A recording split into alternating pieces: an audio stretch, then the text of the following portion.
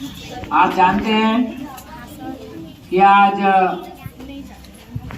एक महान व्यक्तित्व ऋषि वाल्मीकि जी का जन्मदिन है, जिसे हम मना रहे हैं वाल्मीकि जयंती के रूप में। वाल्मीकि जी कौन थे? क्या आप जानते हैं वाल्मीकि जी कौन थे?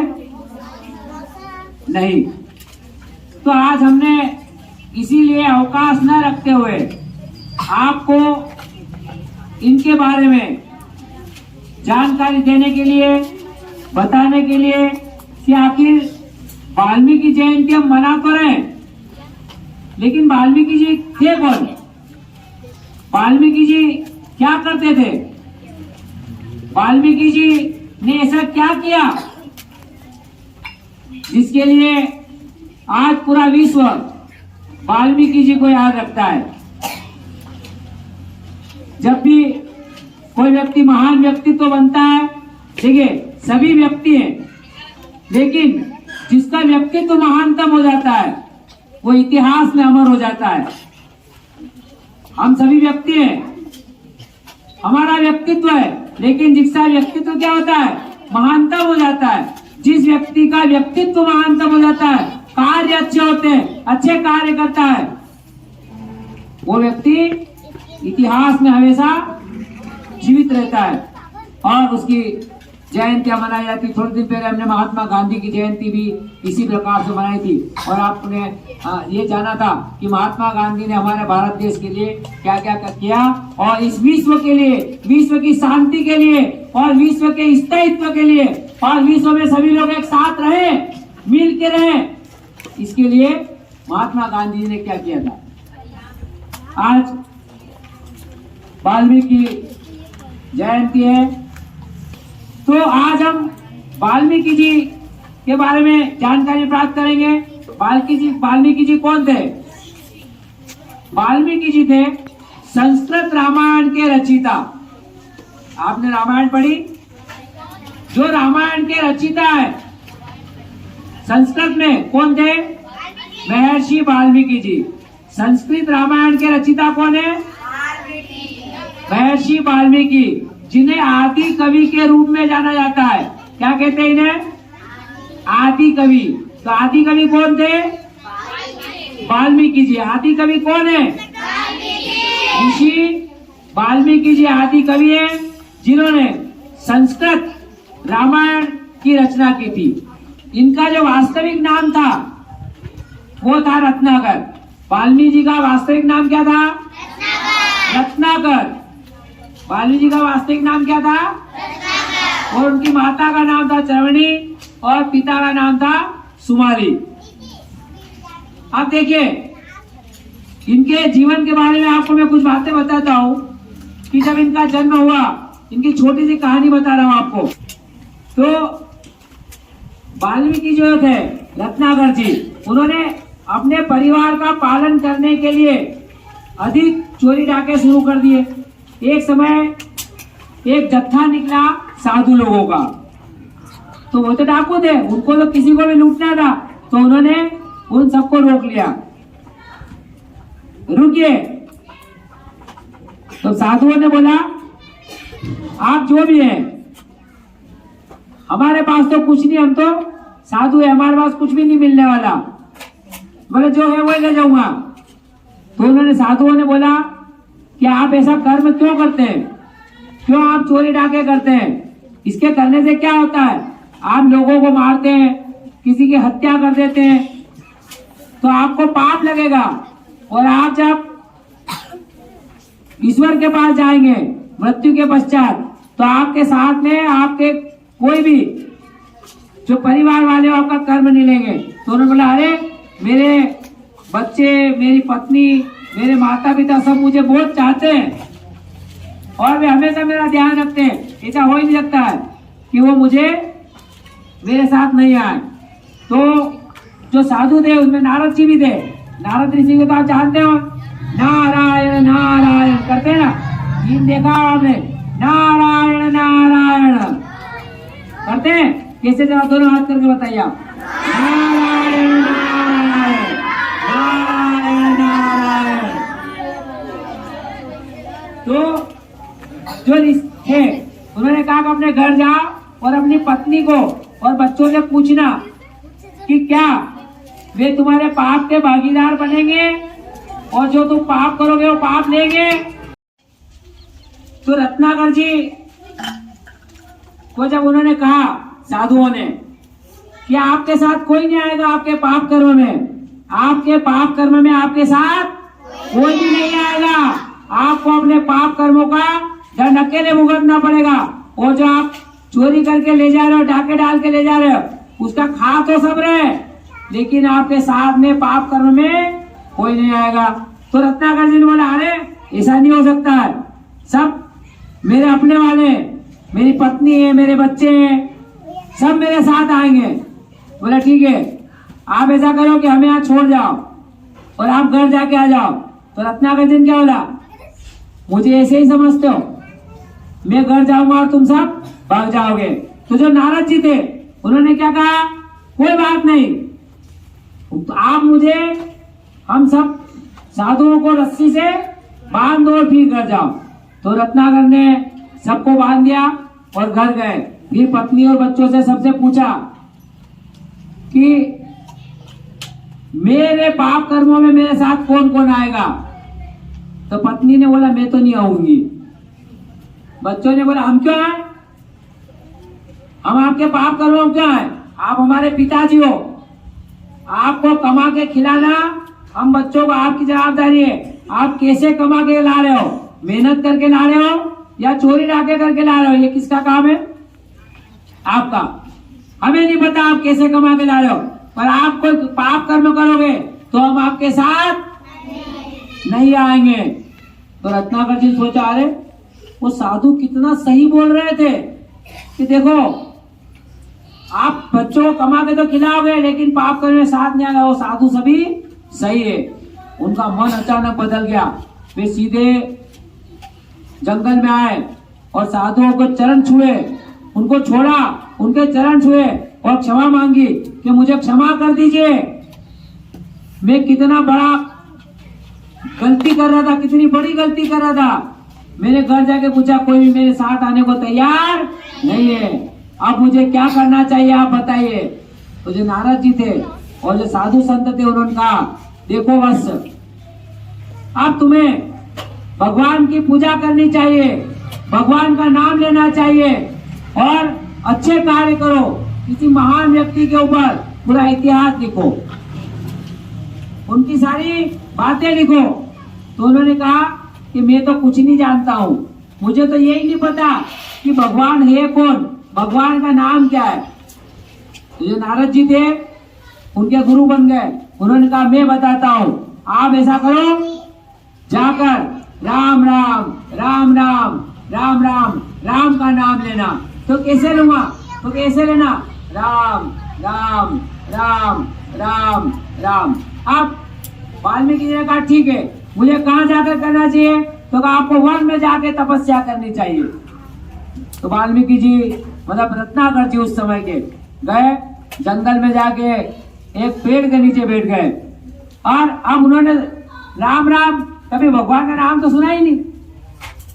अब राम राम जब बोल रहे थे वो भूल गए कि नारद जी ने क्या बताया था और उनको उल्टा याद रह गया, उल्टा मरा मरा मरा। लेकिन देखो अगर एक साथ शब्द बोलेंगे मरा फिर मरा, तो एक शब्द को छोड़ दोगे फिर क्या बन गया, राम राम बन गया कि नहीं बन गया। तो उन्होंने वहां जाके मरा मरा मरा मरा की तपस्या शुरू कर दी। ब्रह्मा जी बड़े प्रसन्न हुए, ब्रह्मा जी आए, उनको पूछा कि आपको क्या चाहिए। आपने देखा होगा टीम ब्रह्मा जी आते हैं ना, टीम में देखे हुए और वो सबको आशीर्वाद देते हैं। जो भक्ति करता है, जो अपना कर्म सही करता है उसको आशीर्वाद मिलता है, जो कर्म सही नहीं करता है उनको ईश्वर का आशीर्वाद नहीं मिलता है। इसलिए हमें हमारे कर्म सही रखने चाहिए और सही कार्य करना चाहिए। तो उनको आशीर्वाद दिया ब्रह्मा जी ने कि आप राम के बारे में बोल रहे हो और राम की भक्ति कर रहे हो, इसलिए मैं आशीर्वाद देता हूँ कि आप राम जी के पूरी जीवनी और राम जी की पूरी कथा का सार लिखेंगे और वो भी संस्कृत में। और उसके बाद उनको आशीर्वाद दिया तो उन्हें बहुत ज्ञान भी प्राप्त हो गया और उन्होंने बाद में वाल्मीकि रामायण की रचना की, जिसको संस्कृत के अंदर लिखा। दशरथ ये पुत्र नहीं थे तो उन्होंने पुत्रेष्टि यज्ञ करवाया। उससे जो यज्ञ देवता थे उन्होंने आशीर्वाद दिया कि आपके यहाँ 4 पुत्र जन्म लेंगे। तो राजा के राजा कितनी थी बताइए आप? 3। बड़ी रानी का नाम क्या था?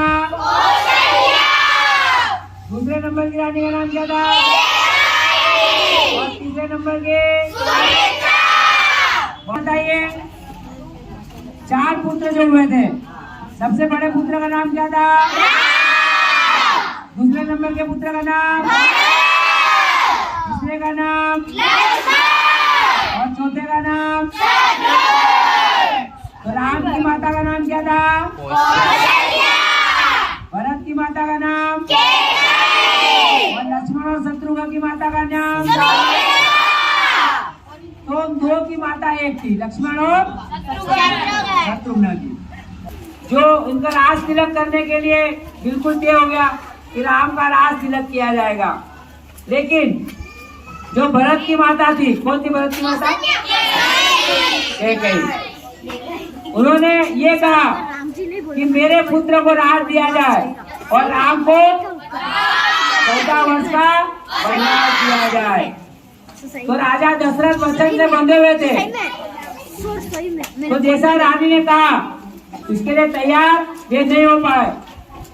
लेकिन राम ने फिर भी उनके पिता का आदेश मानते हुए सारा राजकाज छोड़ दिया और ये कहा कि मेरे लिए पिता का आदेश और माता की आज्ञा और पिता की आज्ञा ये मेरे सर्वोपरि है। इन सबको मानते हुए मैं ये राज छोड़ रहा हूँ और अपने छोटे भाई भरत को देने के लिए तैयार हूँ। अब श्री राम जी गए, 14 वर्ष का वनवास हुआ। सीता और लक्ष्मण भी उनके साथ गए। सीता जी ने कहा कि नहीं, मैं आपके साथ आऊंगी क्योंकि मैं आपकी पत्नी हूँ, अर्धांगिनी हूँ। और लक्ष्मण जी ने कहा कि नहीं, मैं भी आपके साथ चलूंगा। अब में से कोई तो एक भाई आपके साथ होना चाहिए क्योंकि आप जब वन में जाएंगे तो आप कैसे रहेंगे, क्या खाएंगे और आपकी रक्षा कौन करेगा, इसके लिए मुझे आपके साथ आना। तो देखिए भाई भी कैसा था कि उसने सारे राज काज सुख सबको त्याग कर अपने भाई राम के साथ राम की सेवा करने के लिए चला गया। आज के समय में ऐसा कोई भाई है क्या? आज के भाई थोड़ी सी जमीन के लिए और थोड़ी सी जगह के लिए लठमार धूम धड़ाका हो जाता है, होता है। आज ऐसे भाई मिलते हैं तो रामायण से शिक्षा ही हमको यही मिलती है कि हम सब मिलजुल कर रहे हैं, परिवार के साथ रहें, अपने बड़े भाइयों का कहना माने, छोटा भाई बड़े भाई की का साथ दे और संकट के समय उसके साथ में कंधे से कंधा मिलाकर रहे। आज के समय में रामायण की जितनी बातें उनने शायद ही ऐसी बात होगी जो लोग मानते होंगे या करते होंगे। रामायण सुनते समय पूरी रामायण सुनते हैं, लेकिन जो रामायण में लिखी हुई बात है, लिखी हुई बातें, उनमें से गुणता कोई भी नहीं है। जब रामायण पढ़ते हैं, जब उसमें लिखा है कि अपने छोटे भाई के साथ रहें, क्या छोटे भाई के लिए अपना त्याग करें और बड़े भाई के लिए छोटे भाई अपना त्याग करें, क्या आज के समय में कोई करता है? तो रामायण सुनते सभी हैं, लेकिन रामायण गुणता गुण ग्रहण करना बड़ी बात है, सुनना बड़ी बात नहीं है। सुनते तो हम रोज ही हैं, हमें ऐसा करना चाहिए, हमें ऐसा करना चाहिए, हमें ये करना चाहिए, लेकिन करते कितने हैं? बहुत कम। तो सब कुछ त्याग कर लक्ष्मण भी साथ गए। वहां पर कई बहुत सारे लोग उनको मिले। इसके बाद वे किष्किंधा गए। वहां पे कौन मिला आपको पता है? कौन मिले? सुग्रीव और हनुमान जी। और ये किष्किंधा वानरों के समूह से मित्रता हुई उनकी, राम की और इनकी। फिर बाद में सीता जी को ढूंढने के लिए भी गए। तो कौन गए थे सीता जी को ढूंढने के लिए? हनुमान जी गए थे। और वहां अकेले गए। सुंदरकांड में आपने पढ़ा होगा। और वहां जाके सीता जी को खोजा उन्होंने। कौन सी वाटिका में खोजा था? अशोक वाटिका। क्या था उस वाटिका का नाम? रावण ने सीता जी को ले जाकर कहाँ रखा था? अशोक वाटिका में। और रावण ही वो ज्ञानी था वैसे। वो स्वयं जानता था कि मुझे कोई मार नहीं सकता है, इसीलिए उसने सीता का अपहरण किया ताकि राम आए। भगवान राम के हाथों किसका वध हो? रावण का वध हो।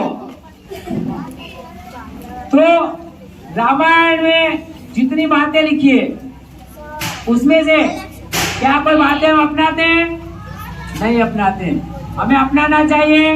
रामायण लिखी इसीलिए गई है ताकि उसमें पिता की बातों को मानना, भाई की मदद करना, भाई के साथ जाना, भाई के लिए अपना सब कुछ त्याग देना। जब राम जी वनवास चले गए, भरत जी ने राज किया, तो क्या ऐसा किया कि भरत राजगद्दी में बैठ गए? नहीं बैठे। तो भरत जी ने क्या किया? राम जी की जो खड़ाऊ थी, खड़ाऊ का मतलब चप्पल, उनको राजगद्दी पे रखा। वो नीचे बैठते। और शासक के ऐसा नहीं है कि वो वनवास चले गए तो अपने भाई की सब संपत्ति पे अधिकार जमा लिया। आज के भाई ऐसा कर सकते हैं क्या? अगर एक भाई गायब हो जाए तो दूसरा भाई सोचा अच्छा हुआ, आगा गया, बढ़िया, उसकी सारी संपत्ति मेरी हो जाएगी, और वो हड़प लेते हैं। तो रामायण में जितनी बातें लिखी है वो सारी गुणने, सुनने और समझने लायक है। वानरों के समूह के साथ मिलकर राम जी कहाँ गए? लंका। और लंका के राजा रावण के ऊपर उन्होंने युद्ध लड़ा, चढ़ाई कर दी। युद्ध में राम की विजय हुई। और किस दिन रावण वध हुआ था? दशहरे के दिन, अभी 2-3 दिन पहले गया है। और रावण को जलाया था, आपने देखा होगा। अच्छा बताइए, रावण को जलाया गया मतलब क्या हुआ? हर साल रावण को क्यों जलाते हैं बताइए? बुराई पर अच्छाई की विजय का प्रतीक है। बुराई पर अच्छाई की विजय के प्रतीक को बताने के लिए, भ्रष्टाचार खत्म हो गया ये बताने के लिए हर साल दशहरा मनाया जाता है। जब रावण का वध करके राम वापिस आए अयोध्या, तो किस दिन आए थे? दिवाली के दिन। दीपावली की अमावस्या थी, घनघोर रात थी। तो अयोध्या वासियों ने क्या किया? अपने पूरे राज्य में दिए जलाए, और दिए जला के राम जी का स्वागत किया था।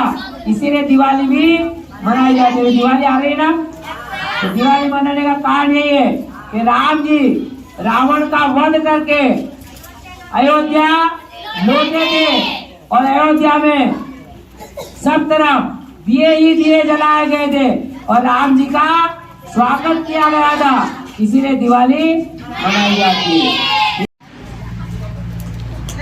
आज हमने महर्षि वाल्मीकि के बारे में जानकारी प्राप्त की। मैं बच्चों आपसे जो जानकारी हमने दी उसी जानकारी से संबंधित कुछ प्रश्न आपसे पूछूंगा, आपको याद है या आपको याद नहीं है यह पता चलेगा आपने कितना ध्यान से सीखा, समझा और आज के दिन का आपका वास्तविक अर्थ ये निकला कि आपको वाकई में याद हुआ या नहीं, ये आपको पता चलेगा। मैं आपसे क्वेश्चन पूछता हूँ, सबसे पहले रामायण की रचना किसने की थी?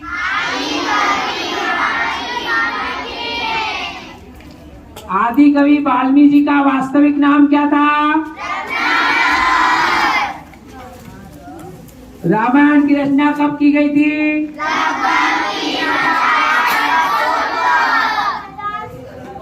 मुनि बनने के पूर्व वाल्मीकि जी क्या थे? राजा दशरथ के कितनी रानियां थी?